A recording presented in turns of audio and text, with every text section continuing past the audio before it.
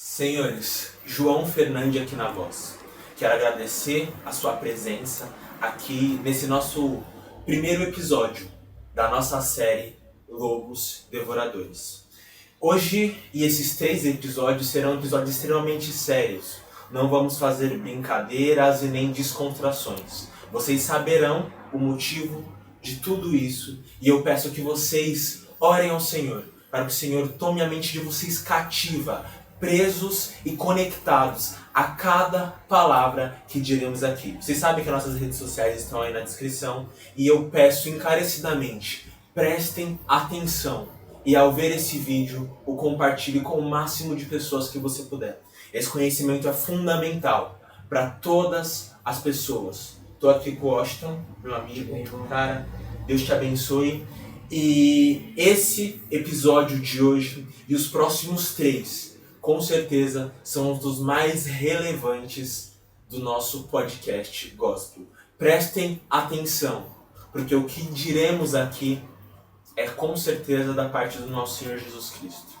E começa agora o podcast Gospel, Lobos Devoradores Parte 1, 2000 anos de engano. Senhores e senhoras, atualmente na nossa sociedade e no mundo como país cristão, nós estamos cheios do Evangelho de Jesus Cristo. Não totalmente, mas na grande maioria as pessoas dizem estar cheias do Evangelho. E nós sabemos que na atualidade existem diversos evangelhos que não são o Evangelho de Jesus Cristo. Então, o nosso intuito nesses 3 podcasts é trazer para vocês a verdade da Palavra de Deus. Doa a quem doer é a Palavra de Deus. É o Evangelho de Jesus Cristo. E nós temos sim que confrontar os falsos mestres e o falso Evangelho. E o tema do nosso podcast é Lobos Devoradores. E a base do nosso tema está em Mateus 7, 15 e 16, que diz o seguinte: guardai-vos dos falsos profetas, que vêm a vós disfarçados em ovelhas, mas interiormente são lobos devoradores. Pelos seus frutos os conhecereis. Colhe-se porventura uvas de espinheiros, ou figos de espinheiros? Desde a morte e a ressurreição de Jesus, logo do livro de Atos, a gente vai tratar dos falsos mestres e falsos profetas. E nesse primeiro episódio eu quero trazer para vocês um conteúdo histórico, nunca visto antes. Nós vamos trazer para vocês 2000 anos de engano dos falsos mestres e falsos profetas, começando com a igreja primitiva lá em Atos. Então, se você tem a sua Bíblia aí, abra no livro de Atos, no capítulo 8, a partir do versículo 9. Tá? Você pode acompanhar, eu vou fazer apenas uma recapitulação dessa passagem, desse capítulo, mas vocês podem, e eu peço que vocês acompanhem, porque tudo que nós estivermos dizendo aqui, da mesma forma que vocês ouvem outras pessoas pregando ou falando no Evangelho, vocês têm que analisar, como os bereanos fizeram. Se o que a gente fala aqui é a nossa verdade ou se é a verdade do Evangelho. Então, eu já peço para vocês, não é porque nós pregamos a palavra de Deus que nós não podemos muitas vezes estar errados. Então, para vocês saberem se de fato nós estamos errados ou não, se o que nós estamos falando é mentira ou é verdade, acompanhem na sua Bíblia. Porque não é o que nós vamos dizer, mas é o que a Bíblia diz. E no contexto, eu quero contextualizar vocês, nesse contexto aqui nós vamos começar com a igreja primitiva. Então, o primeiro falso profeta que surgiu na igreja primitiva. E no livro de Atos, no capítulo 8, nós temos, eu vou pegar aqui o contexto da história, em que a igreja de Atos, ela começa a ser perseguida. Então, os discípulos em Jerusalém começam a ser perseguidos e eles se espalham por algumas regiões, entre elas Samaria. E este é um cumprimento da profecia de Jesus, algumas semanas antes, quando ele disse que aguardem em Jerusalém até que desça o Espírito Santo e vocês comecem a pregar o Evangelho. Então nós sabemos que no capítulo 2 de Atos o Espírito Santo desceu, e aí os apóstolos começaram a pregar o Evangelho, e com a pregação do evangelho começou a ter a perseguição. E aí a igreja se espalhou principalmente por Samaria. E estando em Samaria, Felipe foi enviado para lá para pregar as boas novas ao povo de Samaria. Lembrando que os samaritanos eram um povo totalmente inimigos do povo israelita. E eis ali uma quebra de parâmetro, aonde o judeu está pregando para samaritanos. Então, Felipe está em Samaria, porque a igreja tinha sofrido muita perseguição, e ali ele começou a pregar o evangelho e fazer curas, sinais e maravilhas. E ali a gente encontra em Atos, no capítulo 8, a partir do versículo 9, um homem chamado Simão. Simão, ele era um mago, ou um feiticeiro. E por incrível que pareça, é meio incomum isso acontecer em Samaria. Porque Samaria era supostamente uma cidade onde o evangelho, na questão de o judaísmo, era conhecido. Então era muito estranho ali em Samaria ter um homem que arrogava para si o título de feiticeiro, ou mago. E esse homem, Simão, ele, se vocês lerem na passagem, diz que ele era um homem que ele tinha muitos seguidores, desde os mais ricos até os mais pobres. E uma grande multidão vinha para ouvir este homem. E então chega Felipe para pregar o evangelho. E aí o que acontece? Felipe pregando o evangelho começa a se manifestar naquela região de Samaria, e aí uma grande multidão começa a seguir Felipe, pelos sinais e maravilhas que Felipe está fazendo. E aqui eu posso dizer que surge um dos primeiros falsos profetas, que foi Simão. E Simão, ele tem esse nome justamente porque ele é especializado em enganar as pessoas com os seus prodígios e maravilhas. Então ele fazia sinais, maravilhas e enganava essas pessoas com esses sinais. E em determinado momento, João, Simão começou a ver que Felipe realizava sinais e maravilhas. Então ele começou a acompanhar Felipe. E aí o que aconteceu? No relato histórico diz que, como o povo samaritano estava se convertendo e estava crendo em Cristo, então muitos deles estavam seguindo a Jesus Cristo já, e para Simão não ficar sozinho ali, ele começou a fazer o mesmo. Então o que ele fez? Ele deu um relato de que ele tinha se convertido e ele foi batizado. A partir de então, João, ele começou a seguir Felipe. E aí ele começou a acompanhar Felipe nessa trajetória, vendo tudo que Felipe fazia. Só que o mais impressionante é que em nenhum momento no relato vocês veem que Simão está interessado na mensagem do evangelho. Simão, ele está interessado nos sinais e maravilhas que Felipe está fazendo. Tanto que Atos fala que Simão observava os sinais que Felipe fazia, porque aquilo chamava a multidão. E aí Simão se batizou e se converteu e começou a seguir Felipe. E aí aqui a gente tem um relato muito interessante, que quando os apóstolos Pedro e João começam a ver o que está acontecendo em Samaria, a igreja manda Pedro e João para Samaria também. Porque até aquele momento os apóstolos eles estavam em Jerusalém. E então, João, Felipe manda relatos do que está acontecendo em Samaria e pede para que Simão, a igreja vê também, a igreja observa o que está acontecendo, e pede para que Simão, que no caso é Pedro, outro Simão, Simão Pedro, e João fossem para Samaria. Só por quê? O que acontece? Ali, cara, ainda não tinha acontecido o derramamento do Espírito. As pessoas em Samaria tinham sido evangelizadas, creram no Evangelho, e elas se batizaram, só que elas não tinham recebido o Espírito Santo. E aqui a gente tem uma singularidade que eu quero destacar aqui.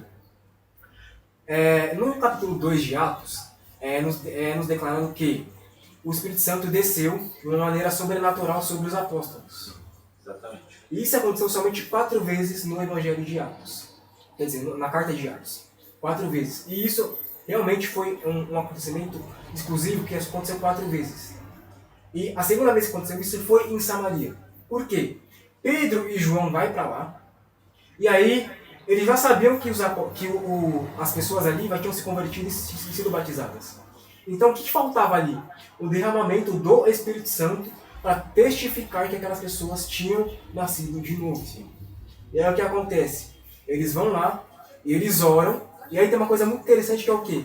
A imposição das mãos. Porque a imposição das mãos dá a impressão de que o poder estava saindo dos apóstolos, para quem estava ali interpretando aquilo. E o engraçado é que Simão, o mago, ele estava observando isso. Que Pedro e João estavam orando para descer o Espírito Santo. Então o Espírito Santo desceu da mesma maneira que desceu no Pentecostes. E aquele povo ficou cheio do Espírito Santo. E ao ver aquilo, Simão, o mago, pensou que o poder estava vindo de Pedro e João. E o que ele faz? Ele chega em Pedro e diz o seguinte: olha, ele oferece dinheiro para comprar o dom do Espírito Santo. Essa parte é forte. E aí, Pedro repreende Simão, dizendo, ele diz claramente isso, que Simão, pelos sinais que ele tinha demonstrado, ele não era um servo, ele não fazia parte do segmento dos apóstolos. Ele não tinha parte com os apóstolos pelo tipo de pensamento que ele tinha. E aí, Pedro diz, eu espero que você se arrependa. Porque se você não se arrepender, o juízo de Deus é certo. E na história sobre Simão, o mago, a história diz, principalmente Flávio Josefo, um dos historiadores judeus, entre outros, e Eusébio também, diz que Simão, ele seguiu nesse caminho, ele não ouviu Pedro. E ele continuou querendo usar do poder do Espírito Santo para enganar as pessoas, que não compravam o poder do Espírito Santo. E ele viveu a sua vida assim, tanto que ele teve outros seguidores também. E aqui, através da vida de Simão, o mago, eu quero trazer para vocês agora algumas características dos falsos mestres e falsos profetas que a gente vai ver. Então, se você está com a sua Bíblia aberta aí, acompanhe, porque eu vou trazer aqui para vocês alguns dos sinais para nós reconhecermos um falso profeta. O primeiro sinal de Simão, o mago. Simão era orgulhoso. Demais, cara. Orgulhoso. Simão, ele se dizia importante. Alguém que tinha importância. Alguém que tinha relevância. Alguém que tinha o poder e o dom de trazer para as pessoas algum tipo de alívio. Ou demonstrar sinais e maravilhas para que aquelas pessoas realmente vissem Simão como um homem poderoso. Então esse é o primeiro sinal, o orgulho. O segundo sinal, a busca da fama. Simão, ele iludia o povo, mas presta atenção. Aí no relato de Atos diz que é desde o mais pobre até o mais rico. Então você tem uma comparação de classificação de sociedade. Então, desde o mais pobre até o mais rico. Então Simão já fazia a questão de ter todo o público ali, toda a classe, desde o pobre até o rico, à sua disposição no sentido de: eu quero que essas pessoas me vejam e que eu me torne famoso aqui em Samaria. Por quê? Porque Filipe não tinha chegado lá ainda. Então, sem as atenções, era Simão. Então a gente tem um segundo sinal que é a busca da fama. Terceiro sinal de um falso profeta. Ele tem o poder da sedução. Isso é importantíssimo. Por quê?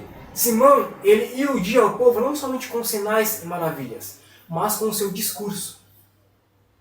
Então, muitas vezes, Simão, ele poderia ter usado, sim, de verdades misturado com mentiras. Que é o que eles mais fazem, né? Que é o que os profetas mais fazem. Então aqui, Simão usou disso, dessa persuasão, para confundir as pessoas. O quarto sinal. Olha, esse aqui é o mais importante para você identificar um falso profeta. Então preste muita atenção no que eu vou dizer aqui. Simão, ele se infiltrou no meio dos verdadeiros apóstolos. Como? Ele se batizou e ele disse confessar que Jesus Cristo era Senhor da vida dele. Então o que ele fez? Ele se infiltrou junto com Felipe. Felipe já estava pregando o Evangelho. Ele se infiltrou com Felipe para começar a observar o que Felipe dizia, o que Felipe fazia. Ele, observando Pedro e João, ele analisou tudo E finalmente ele chegou no ponto: vou comprar esses homens. Então, ele saiu do meio deles. Só que ele não era deles. E tem uma passagem em 1 João que diz isso, no capítulo 4, que o falso profeta, ele saiu do meio de nós. Ou seja, ele saiu do meio da igreja, ele não saiu do mundo. Mas ele não é um dos nossos. Esse é o quarto sinal. O quinto sinal, a simulação de se fazer ovelha. Esse aqui é um dos mais importantes também. Por quê? Felipe, ele não conhecia o coração de Simão. Então, naquele momento, o que aconteceu? Simão falou para Felipe: olha, eu creio em Cristo, eu quero ser batizado. Então, Felipe não poderia ter a capacidade de analisar se o que Simão estava dizendo era verdadeiro ou não. Então, isso fazia com que Felipe cresce que Simão, de fato, era um homem que tinha se convertido. Sim. Só que Simão, ele conseguiu persuadir até Felipe e andar com ele para observar o que ele fazia, para depois querer comprar o poder do Espírito. E o sexto, que é o sinal de um falso profeta, que é que fazer negócio da fé. Simão, ele quis comprar o poder do Espírito Santo. Coisa que não existe hoje, né, João? Não existe isso hoje. Nem um pouquinho, cara. E Simão, ele quis usar disso para o próprio benefício dele, porque veja bem, enquanto Filipe fazia aquilo, Pedro e João faziam aquilo, para que Deus fosse glorificado, Simão fazia aquilo para receber a glória. Ele queria fazer aquilo para receber a glória, para si mesmo. Para comprar o poder do Espírito Santo para si mesmo. E aqui, eu quero trazer para vocês uma frase de um excelente homem de Deus. O nome dele é Rainer Wesber. Ele escreve o seguinte: o poder das mágicas de Simão vinha de Satanás. Ele era usado para engrandecimento próprio. Enquanto o poder que vinha de Felipe e os milagres vinha de Deus e era usado para beneficiar a Cristo. Então aqui nós deixamos claro para vocês, não todos, mas os principais sinais para vocês reconhecerem um falso profeta. E a partir daqui nós vamos caminhar para a história e ver os falsos profetas que surgiram na história da igreja. Então vamos lá. Indo um pouco mais além, a gente tem uma história dos falsos profetas ainda na igreja primitiva, que Pedro, o apóstolo de Jesus Cristo, lidou. Tá? E Pedro, ele lidou com falsos mestres, falsos profetas em sua segunda carta. Mais na segunda carta do que na primeira. Por quê? Pedro estava enfrentando ali o gnosticismo. E aqui a gente vai conhecer um pouco no gnosticismo. O que é o gnosticismo? Bom, esse movimento surgiu na época dos apóstolos e era um movimento que teve muita influência. Esse movimento ele tomou uma proporção enorme, que ele durou até o 3º século da história da igreja. Tá? E a igreja primitiva lutou muito contra isso. Tanto Pedro como o apóstolo João lutaram contra isso. E foi assim, uma luta ferrenha, não foi coisa fácil, eles combateram. Por quê? Eu quero trazer aqui uma citação do William Barker, que é um homem, um teólogo muito conhecido, vocês podem pesquisar depois, que ele diz o seguinte: esses falsos mestres, ou seja, os gnósticos, eles eram antinomianos, falsos mestres, e eles usavam a graça de Deus como justificação para pecar. E muito mais. Muito provavelmente, como já afirmamos, esse grupo era uma semente daquela que você planta e rapidamente se espalha. E isso aconteceu com eles. Então, o que o gnosticismo pregava? Eles negavam que Cristo veio em carne. E Pedro, na sua primeira carta, na sua segunda carta, ele vai combater isso. Ele vai falar: olha, Cristo veio em carne. E ali, por isso que é importante a gente entender o contexto. Por quê? Porque Pedro vai estar diretamente combatendo o gnosticismo, escrevendo para aqueles cristãos. Porque a carta de 2 Pedro é uma carta geral, uma carta para todas as igrejas. Então aqui não está acontecendo em uma única região. está acontecendo em várias regiões. Então, olha que legal, gente. Esse movimento ele se manifestou, só que ele não perdurou por muito tempo. E aqui é uma coisa muito interessante que a gente aprende. Falsos líderes e falsos profetas, eles têm um surgimento muito rápido. Eles crescem muito rápido. Só que eles não se mantêm para sempre. Porque o único que se mantém para sempre é o Evangelho de Jesus Cristo.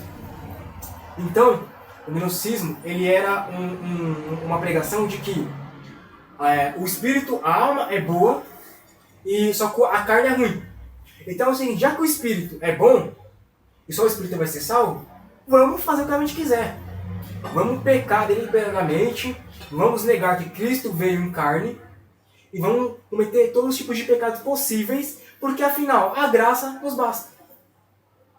A graça nos basta. E não somente isso, mas eles apoiavam o argumento para viverem pecados sexuais também. Principalmente pecados sexuais. E outra coisa, era uma forma muito libertina de viver.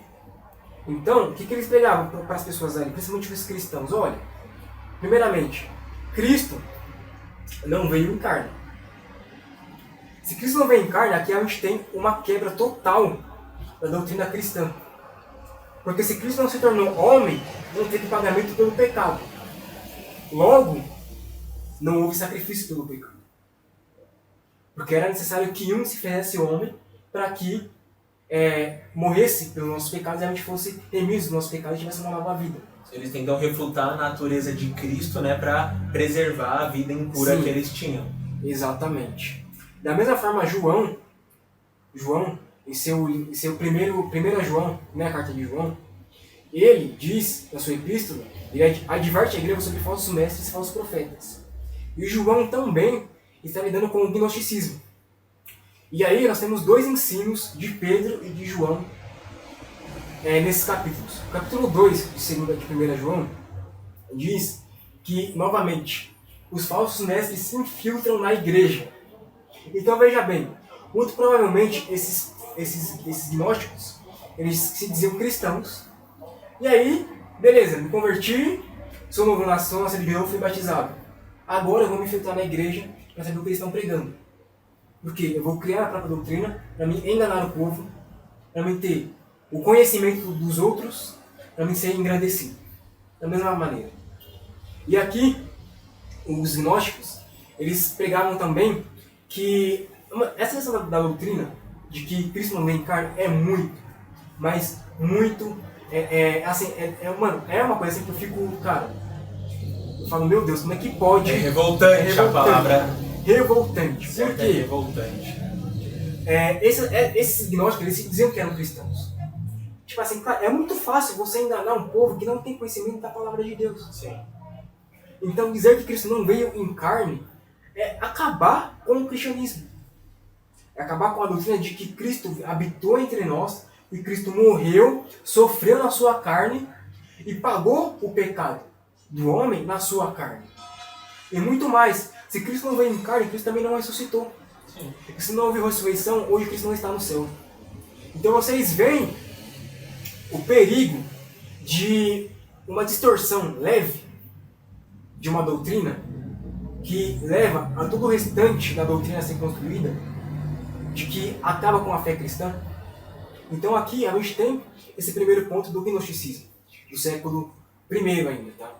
E aí, cara, isso pendurou até o ano, vamos colocar ali, 300 anos depois de Cristo.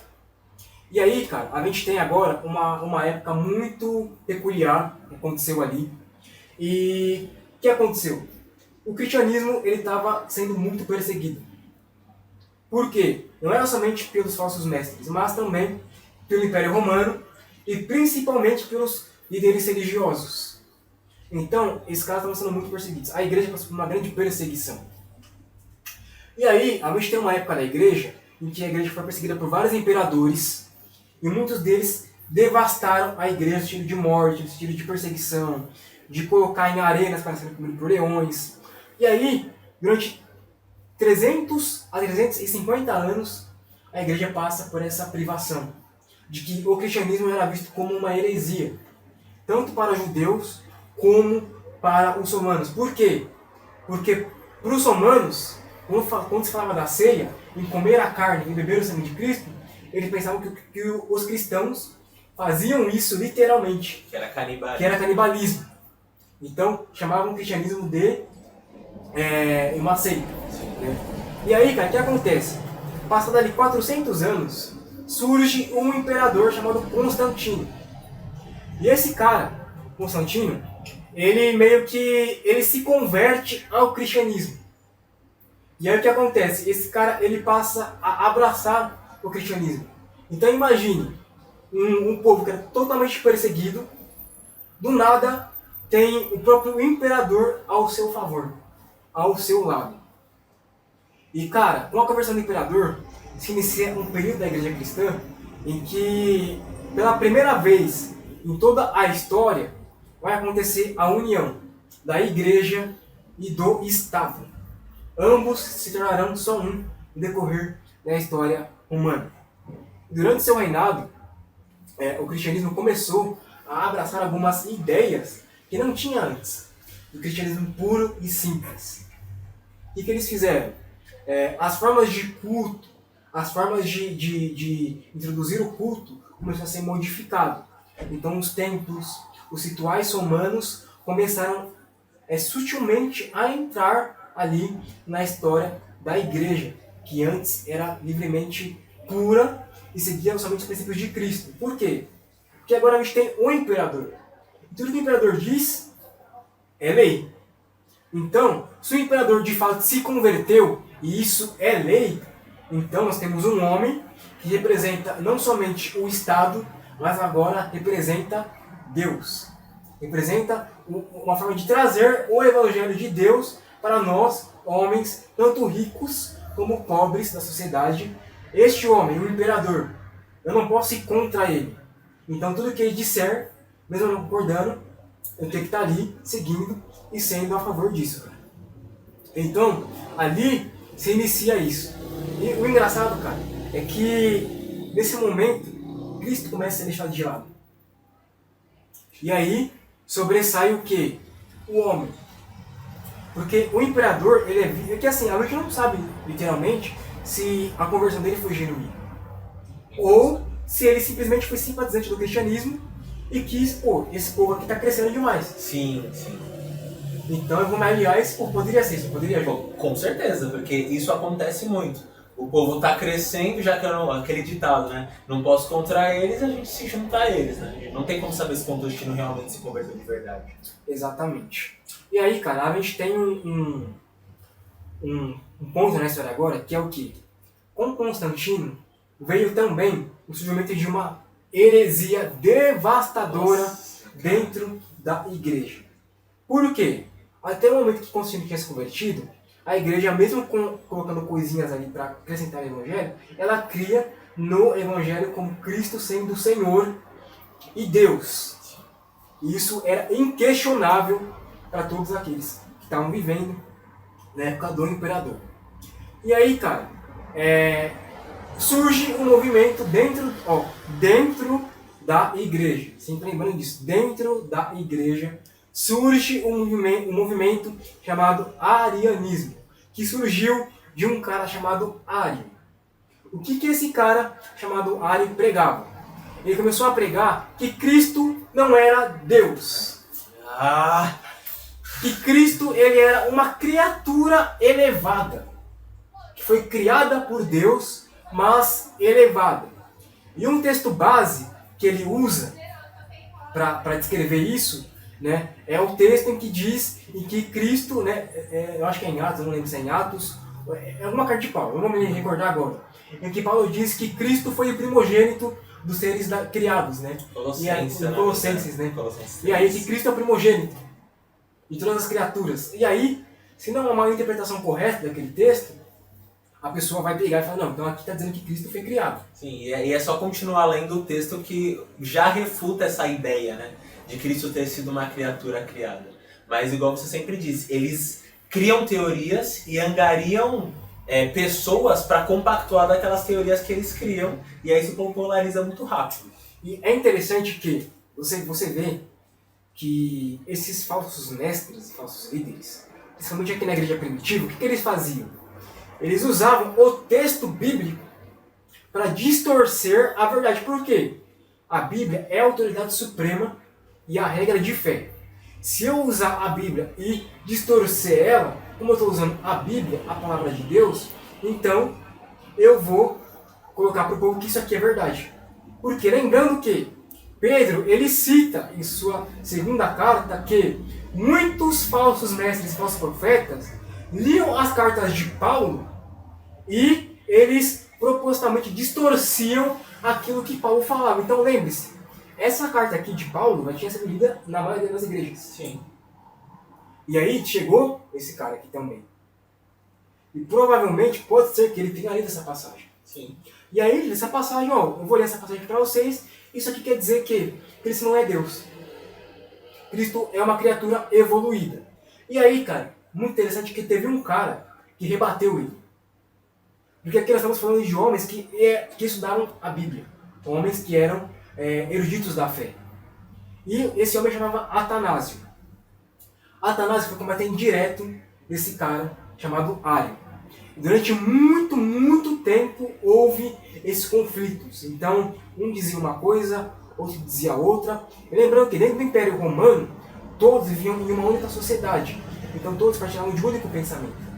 Até que essa discussão chegou até o Imperador Romano.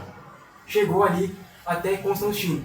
E aí, cara, a gente tem uma coisa que aconteceu unicamente em uma primeira vez na história que aconteceu isso, foi nesse século. Que toda a igreja, todos os cristãos se reuniram em um único lugar para debater sobre isso. E aqui, eu quero trazer para vocês um ponto muito importante.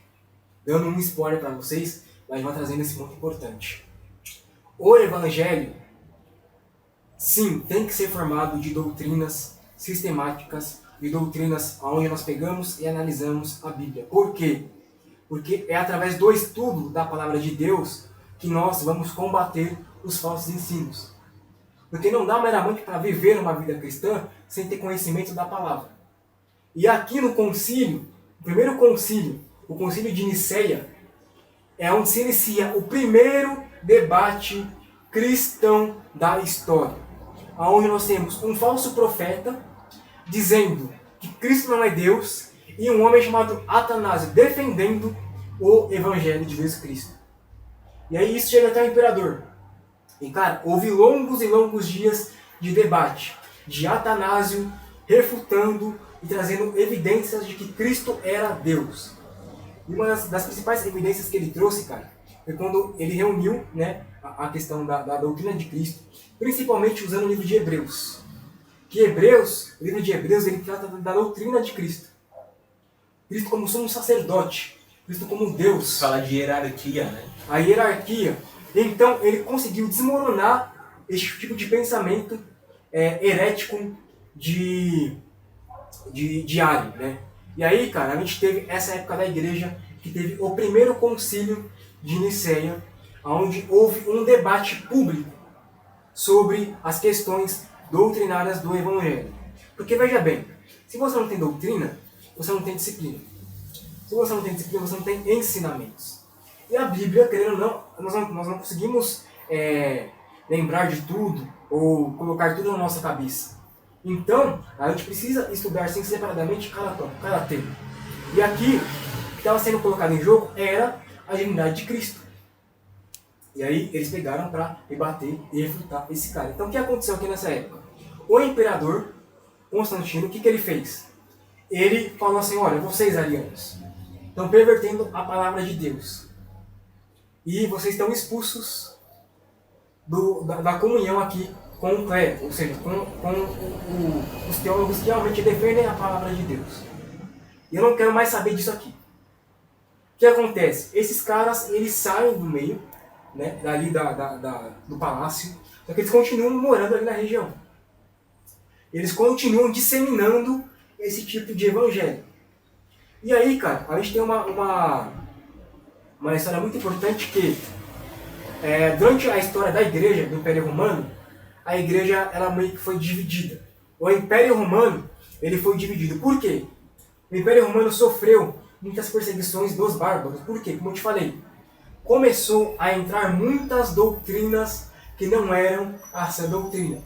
E claro, muitas pessoas se revoltaram contra aquilo, principalmente contra os imperadores da época. E falou, não dá pra continuar assim. Ou o cristianismo é só Cristo, porque não dá pra ficar Estado e religião junto. Então a gente tem que separar isso aí. Então, João, se o Estado vai legislar a lei, isso vai fazer com que tudo que é dito pelo imperador e pelo clero se torne verdade. Sim, de fato. Porque eles têm o poder nas mãos. Só que muitos cristãos não estavam concordando com aquilo.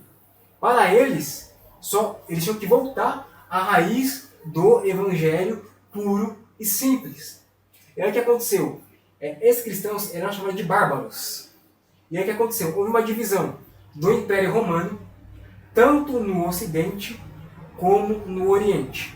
E agora a gente vai entrar para a história da Igreja Católica Romana. E é aí que começa a história. Agora nós vamos entrar na história da Igreja Católica e a Igreja Católica Romana. Como que surgiu, quando que surgiu e por que surgiu. Vamos lá. Então, como eu disse, o Império Romano sofreu com essa divisão. Então, aqueles que não concordavam com o Estado e a Igreja foram para o lado ocidental, que foram apenas católicos. A palavra católico quer dizer universal. Então eram os cristãos universais que não compactavam com Roma. Então esses caras, eles foram para o lado do Oriente, não, do Ocidente. E o lado do Oriente ainda continuou com o Império Romano. Sim. Fragmentado, mas teve essa divisão. E aí uma coisa muito importante, que nessa mesma época, no ano 400, surgiu um cara chamado Maomé. Amém ele. Maomé. Que vocês conhecem a história, não vou entrar nela, porque nosso foco aqui é falsos profetas. E aí começou a ter uma grande perseguição na Ásia. E muitos desses cristãos vieram para o Ocidente, para a Espanha, para a Itália, para esses países do Ocidente, começaram a se espalhar realmente. E aí o Império ficou dividido da seguinte forma. A separação foi no ano de 1054. E ali, quando nós tivemos o primeiro Papa. Então ficou dividido. O Império do Oriente ficou dividido com papas. E o Império do Ocidente ficou dividido somente com os cristãos bárbaros. Então a gente tinha o primeiro homem a alegar para si o título de Papa. Por quê? Depois da queda do Império Romano, no ano de 1054, houve essa separação. Por quê? O Império Romano estava fragmentado. O Império Romano estava totalmente ali nos seus últimos dias. E aí o cristianismo já tinha sido aderido pelos romanos. Sim. E aí o cristianismo já estava dentro do Império Romano. E aí surge a Igreja Católica Romana, já com o clero estabelecido, com toda uma linha sacerdotal de padres, bispos, e pela primeira vez na história, um homem arrogou para si o título de substituto de Cristo na Terra. E nós conhecemos ele como Leão I. Este foi o primeiro Papa na história da Igreja Católica Romana. Tá? Isso aqui é história, tá, pessoal? Tudo isso aqui que eu estou falando para vocês é história. Não é invenção minha nem do João. É puramente história. E também não se trata de opinião de nada. São os fatos. Fatos históricos. E aí, com esse papado em Roma, e o patriarcado de Constantinopla, que já era uma parte que estava ali na Basílica de São Pedro, teve esse confronto abertamente. Então, o que começou a acontecer? Quando você vê esse cara se tornando Papa, Leão I, muitos foram excomungados da igreja por não aceitarem aquilo. E novamente, para onde eles iriam? Para o Ocidente. Porque no Oriente continuava aquela perseguição de Maomé e de falar em nome de Maomé, perseguindo muitos cristãos, muitas pessoas que não aderiam à fé do Islã. E ali começou a ter essa perseguição. Mano, isso é muito importante. Vamos gravar aqui esse ponto do Islã. Porque o Islã vai entrar na história e tem um acontecimento muito importante para o Islã. E aí, cara, a igreja foi dividida entre a igreja ortodoxa e a igreja católica romana. Sim. Então, com esse fator de que no Ocidente houve a Igreja Ortodoxa, que era o quê? A igreja, por isso que teve a Basílica, né, de São Pedro, Sim. teve ali um concílio onde foi definido que onde teve uma separação da Igreja Católica, não católica romana, mas a Igreja Católica, onde teve a Igreja Ortodoxa, que foi para o Ocidente, e no Oriente continuou a Igreja Católica Romana. Então, a partir daqui nós temos uma divisão. No Ocidente, a Igreja Ortodoxa, no Oriente, a Igreja Católica Romana. E isso é muito importante, principalmente para a pregação do Evangelho. Depois a gente vai ver mais profundamente. E aí, cara, o que aconteceu? No século IV, como eu disse, Leão arrogou para si esse título de substituto de Cristo. De Papa, né? De Papa. E aí, o que começou a acontecer? Começou a ser colocado na igreja muitos e muitos dogmas e doutrinas que não tinham a ver com o cristianismo. Por exemplo, vou dar alguns exemplos aqui. Tradições. Tradição, por exemplo, começou a se colocar ídolos para serem adorados, imagens para serem adoradas. Houve concílios onde começou a se colocar regras sobre purgatório, sobre indulgências. Por quê? O cristianismo começou a ser uma religião de obras, onde eu tenho que fazer algo para poder obter a salvação. E naquela época, João, houve muitas doenças nessa época medieval. É chamada época medieval alta. Porque houve uma grande escala de doenças e doenças realmente que se tornaram pandemias, né? Eram doenças mundiais. E entre elas, a doença da... Como é que era o nome? Era... Peste negra. Peste negra. E essa foi uma das questões de que muitas pessoas estavam morrendo. E aí o povo simples começava a questionar a liderança. Mas cadê Deus? O que a gente pode fazer? Nossos parentes estão salvos, por que estão morrendo assim? Onde eles estão? E aí começou a luta do purgatório, que é nada menos que há um lugar onde está sendo expurgado o pecado daquele seu ente querido que morreu. E ali você tem que pagar uma indulgência, isso está na história, tá? Você tem que pagar uma indulgência para que a alma dele seja liberta e vá para o céu. Nossa, velho. Essa foi uma das coisas que começou a ser pregada. De Segunda coisa, indulgência por salvação de si próprio. Começou a ser pregado e disseminado a questão de que eu comprava minha própria salvação. Então, eu podia ir lá, quanto mais dinheiro dava para a igreja, mais chance eu tinha de ser salvo. Não somente isso, mas também deixamos ali os papas lucrando, a liderança lucrando com as construções. As belíssimas construções que nós vemos nas igrejas católicas hoje, porque eles precisavam, porque eles eram um Estado também. Sim. Então eles precisavam ali manter a ordem e ter o domínio sobre o povo. Então a gente vai construir grandes construções para nós termos poder e influenciar outras pessoas também. E aí a gente tem essa questão também, dessas artimanhas que usam para enganar o povo. Criando doutrinas como a indulgência, purgatório, e essa daqui é uma das mais devastadoras. A Missa dos Mortos. Nossa, isso aí realmente... Missa dos Mortos. Que era o quê? Cara, é justamente o que eu falei pra você. Fazia um dia da semana, perto da Páscoa, a Missa dos Mortos, que era o quê? Você ia lá, orava pro morto, para que não somente ele fosse libertado, mas que ele abençoasse aqueles que estavam na terra. Então aqui Cristo já não é mais um intercessor. E indo mais além, não somente das questões doutrinárias, a gente tem a questão de domínio do povo. Por quê? O clero e os papados, o próprio papado, houve uma época em que houve 2 papas. Então os próprios papas disputavam entre si o poder. Por quê? Ali começou a existir as escolas teológicas e eclesiásticas. E a partir dali começou-se a se criar os pontos da Igreja Católica.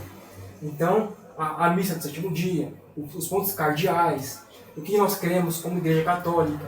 Então começou a se montar uma série de doutrinas baseadas nas revelações do Papa e não da Bíblia. Então o que aconteceu? Quem tinha acesso à Bíblia era somente aqueles que estavam lá no alto. E o povo leigo, o povo pobre, com pouco recurso, não podia ler as Escrituras. Então basicamente tudo que a liderança falava era lei, era verdade. Não é diferente de hoje.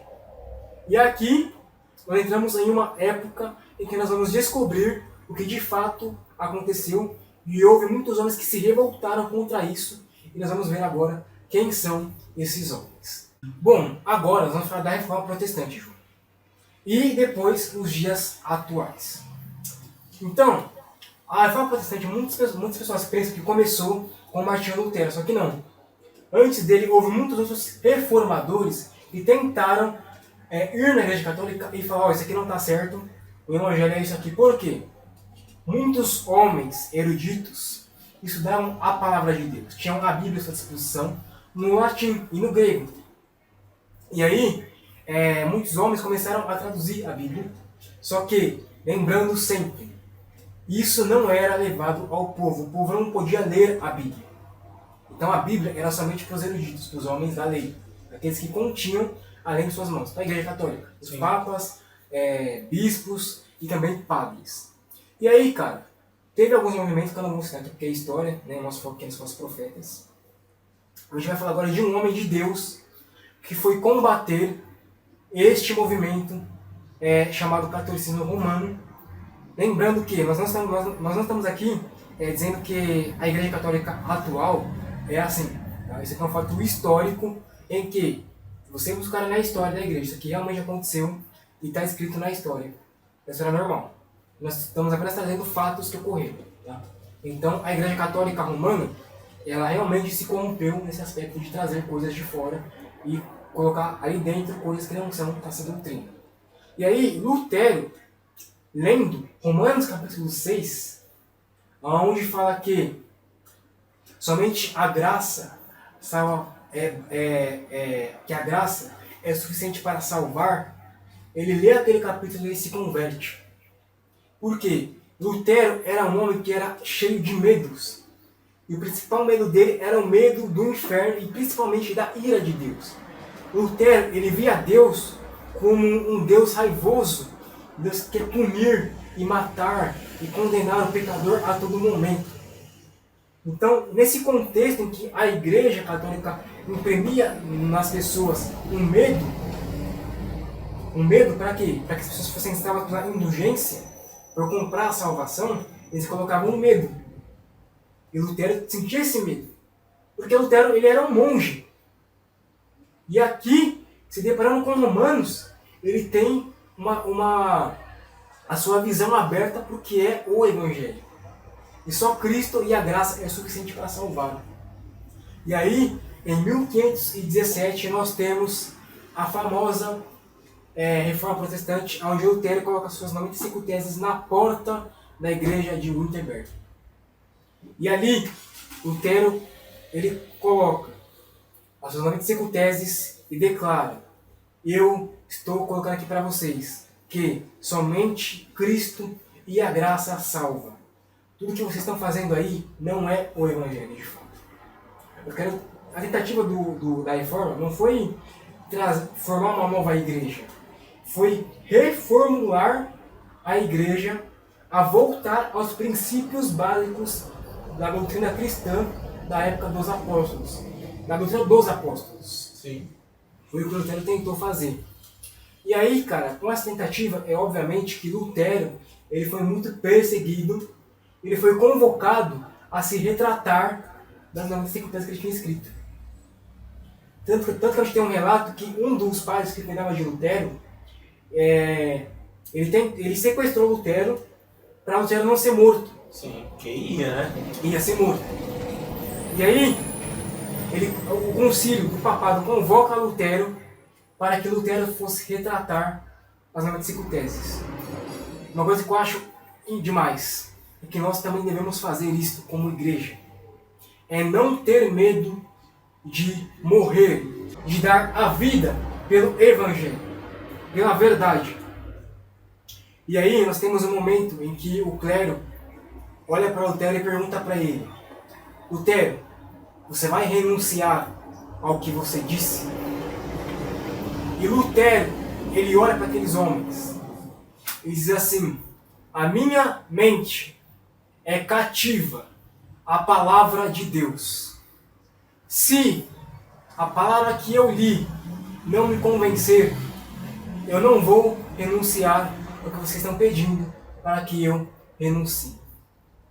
Essas foram as palavras de Lutero. Essa tem que ser a nossa palavra hoje também, para refutar esses falsos ensinos. Se a palavra de Deus não me convencer de que isso é verdade, nada mais me convencerá. E aí, caminhando um pouquinho mais além na história, com a Reforma Protestante, nós temos surgimento de várias denominações ao longo da história. Por quê? Muitos homens e mulheres começaram a ser também perseguidos. Então, o Evangelho saiu da Alemanha, porque com a tradução da Bíblia para a língua original lá dos alemães, Lutero ele conseguiu traduzir a Bíblia da sua língua para o alemão. E aquilo para a Igreja Católica foi um horror. Tipo assim, caraca, agora o povo tem acesso à Bíblia. O povo comum e normal pode ler a Bíblia. E aí a gente imagina que com a Reforma Protestante, isso começou a se espalhar não somente pela Alemanha, mas pelo resto do mundo, principalmente o mundo ocidental. Sim. E aí, voltando ao que eu disse lá atrás, a Igreja Ocidental era a Igreja Ortodoxa Romana, a Igreja Ortodoxa. E a Igreja Oriental era a Igreja Católica. Só que partes disso surgiu lá também na questão do Ocidente, em Roma. Que Roma foi a capital da Igreja Católica, do Império Romano e também da Igreja Católica. Então ali, Lutero ele sai da Alemanha, né? Ele vai viajar um tempo, ele vai fazer, acho que ele foi para a Escócia, não lembro onde ele foi, e ele faz questão de que a sua tradução da Bíblia se espalhe não somente pela Alemanha, mas também pelo mundo, porque ele traduziu a Bíblia também na Vulgata Latina, que é a língua ali o italiano, né? E a Vulgata ela começou a se espalhar pelo mundo. E a Igreja Ortodoxa também começou a abraçar a reforma que Lutero fez. Não somente a de Lutero, porque a gente teve reformas também na Inglaterra. E aí a gente começou a ter o período da colonização, onde as pessoas começaram a migrar para outros países, para outros estados, e o evangelho começou a se espalhar pelo continente europeu inteiro. E aí, cara, na história, a gente tem um relato de que quando os cristãos começaram a chegar, principalmente nos Estados Unidos, na América do Norte, grande parte desses cristãos eles eram protestantes. E tanto que os Estados Unidos foi o primeiro país com 100% das pessoas cristãs. Por quê? Eles estavam sendo perseguidos pela rainha Elizabeth. E aí eles começaram a migrar para a Inglaterra, sair da Inglaterra, migrar para outros países, para a Itália, para a França, principalmente para os Estados Unidos. E aí a gente tem a era onde, passado algum tempo, começa a surgir o iluminismo e também a volta ali, né, do humanismo, que é o iluminismo mesmo, que começa a trazer o centro do homem de volta. E ali começa a surgir muitas filosofias, começam a surgir filósofos como Platão, como Aristóteles, e começam a difundir alguns pensamentos que vieram do gnosticismo, que era existe um espírito, o espírito é bom e a matéria é ruim. Um desses foi Aristóteles que pregou. E aí nessa época começa a ter essa disseminação de outros evangelhos.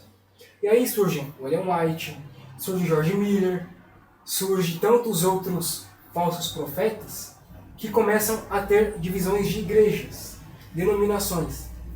Dessas denominações surgem falsos profetas, começam a pregar. Muitos deles que você tem que guardar a lei, você tem que guardar o sábado, que você não pode comer carne de porco, que a expiação é feita através de Satanás, que surge também um homem chamado Joseph Smith, é isso?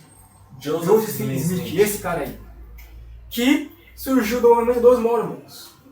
Então, cara, você vê que o evangelho sempre foi suscetível a desvio doutrinário de outras pessoas, até chegar aos dias atuais. Então, houve esses movimentos, e aí, cara, a gente tem duas questões aqui. Na época, No século XIX começou a surgir um movimento na igreja presbiteriana que era um movimento liberal. E desse movimento, cara, principalmente na Inglaterra, ele surgiu assim e começou a disseminar por todo o mundo. Então nós surgimos o liberalismo, a teologia da prosperidade e a teologia coach. Há mais ou menos do século passado, no começo do século até agora, surgiu esses movimentos. E é justamente isso que nós vamos trazer no próximo episódio para vocês. Galera, muito obrigado. Realmente, esse podcast de hoje foi um podcast mais que nós trouxemos informação histórica para vocês. Para quê? Para que vocês estejam cientes de como e quando surgiu esse movimento de lobos devoradores. Vocês veem que Cristo profetizou que seria assim. Durante 2000 anos de engano, a igreja passaria e teria que lutar contra esses falsos mestres e falsos profetas que nós temos até os dias atuais.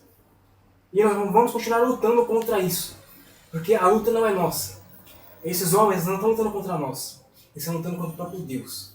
Porque o Evangelho vem de Deus e vem de Cristo. E o medo que eles têm é o medo que você tenha conhecimento, que você se aprofunde no saber, na palavra de Deus. O refúgio deles é que vocês não saibam. E a pergunta é, será que vocês vão continuar permitindo que eles enganem vocês? Ou a partir de hoje, a partir de agora, a missão de vida de vocês é buscar o conhecimento de Deus, aprofundar-se nisso e conhecer aquele que é o Criador de tudo e a própria verdade, a própria encarnação da verdade, que é o nosso Senhor Jesus Cristo. Então, nos próximos episódios, vocês verão a continuação da nossa série Lobos Devoradores. Obrigado por ter nos assistido, por ter ouvido com muita paciência, porque é uma parte histórica, então... Sim, é uma parte densa, mas é necessário que nós falemos isso, que sem conhecimento... Porque a gente quis fazer para vocês toda essa parte histórica para chegar até os dias atuais. E aí, quem vai falar dos dias atuais não sou eu, pelo menos uma parte deles, é o nosso amigo João, que no próximo podcast vai trazer para vocês um tema que tá, assim... Gente, glória a Deus por isso, porque nós vamos expor aqui para vocês verdades que ninguém tem a coragem de expor.